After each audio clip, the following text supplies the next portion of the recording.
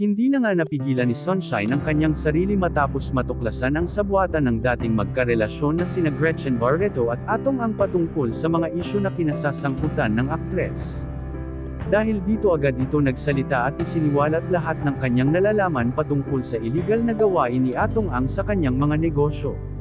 Na talaga naman kinagulat ng mga netizen dahil kilala si Atong Ang na isang matagumpay na negosyante.